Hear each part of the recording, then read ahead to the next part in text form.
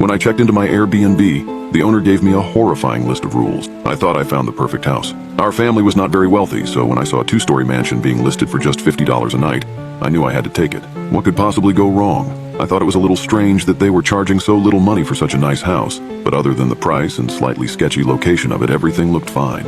I just never could have guessed that this Airbnb would turn into my worst nightmare. A couple of days after booking the house, I got a call from the owner. They said that they were excited for our family to stay at their home, and then told me a little more about the house. It was built in 1915 during World War I.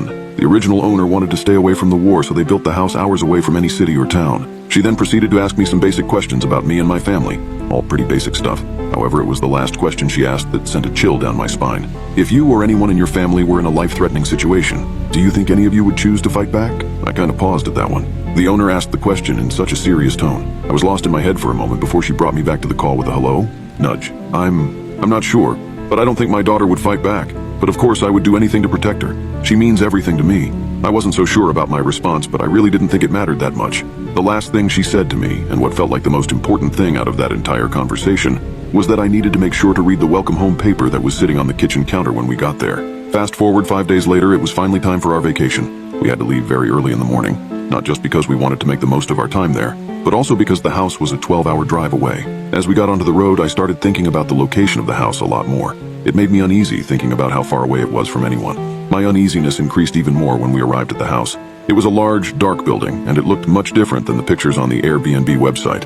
The house stretched far back and was surrounded by nothing but forest and trees. It was raining heavily, so I quickly pulled into the driveway and stepped out of the car. As we approached the front door, more uneasiness came over me. It was like something was wrong, but I just couldn't figure out what exactly. The inside of the house was just like the outside.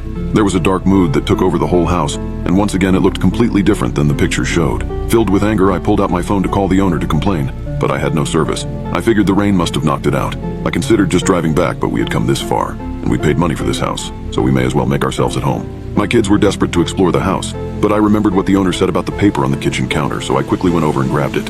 Essential rules for resident safety on the premises. These rules must be followed under any circumstances. These rules are only for the residents of this home. Failure to follow these rules will result in injury or loss of life. Do not exit the house if it is past 12 a.m. No matter what you see or hear, you must not leave the house. The temperature on the thermostat must stay set to 64 degrees. It cannot be any higher or any lower. If you get a call on the house phone in the kitchen, pick it up.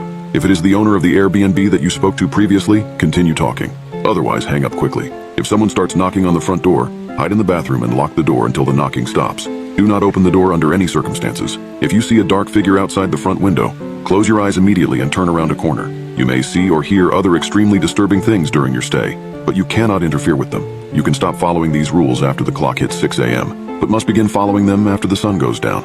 Good luck. At first I laughed. This was definitely a good way to set the mood in a house like this. I was about to throw away the sheet when suddenly I heard a knock at the front door. A chill immediately shot down my spine. This had to just be a coincidence, right? It was probably just the owner coming to check on us. I started walking to the front door to answer it when suddenly I heard a scream that I'll never forget.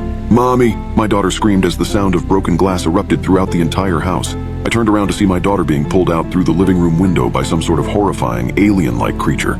It had dark red skin and was covered in large razor-sharp points.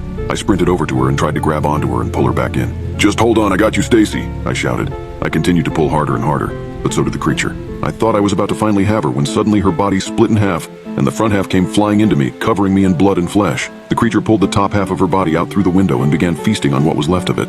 Immediately I screamed, a scream that felt like it lasted for hours. It was impossible to comprehend what I had just witnessed. I quickly turned around and puked violently into the trash can. Just when I finished throwing up into the bin, everything started to hit me all at once. This was what the owner meant when she asked me that question during the phone call. I looked back to see that the creature was gone, and all that was left was my daughter's head. I had to get out there. Just then, my eyes fell on the cursed rule sheet again, and my eyes fell onto the very first rule. Do not exit the house if it is past 12 a.m. My eyes glanced off the sheet and to the clock on the wall. It was 12:05 a.m. I fought an internal battle with myself, overwhelmed with grief and emotion. The rational part of me told me that it was all just a dream. The instinctual and primitive part of me told me that something was seriously wrong here, and I had to follow the rules for my own safety. The distinct ring of the kitchen house phone interrupted my conflicting thoughts. I picked the phone up. "Hi, this is Jessica, the owner of the Airbnb. I just wanted to call and see how things were going so far." I struggled to let a sound out. "Well, anyways, I hope you enjoy your stay, and remember, feel free to call if you have any questions or concerns. Bye," Jessica said as the call ended. I felt paralyzed. I still couldn't process anything that had just happened to me. It was like my world had just ended. However, deep down I knew that I had to get out of here.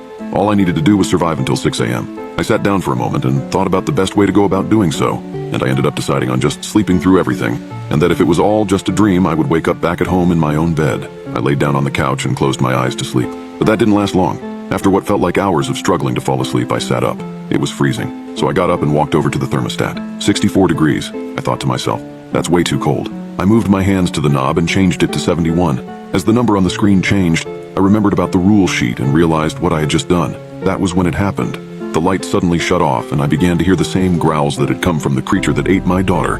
It was coming for me. I grabbed my phone and turned the flashlight on and began running. The house was massive and my veins were full of adrenaline. As I passed by the downstairs master bedroom, I saw something. There were bodies scattered throughout the room. Previous guests from past stays. They were mutilated and covered in blood. My heart began to beat faster and faster. I had to get out of here. I continued to run as fast as I could up the stairs to the second floor. However, the screams of the creature continued to get louder. I ran down the upstairs hallway and into the bathroom and shut the door.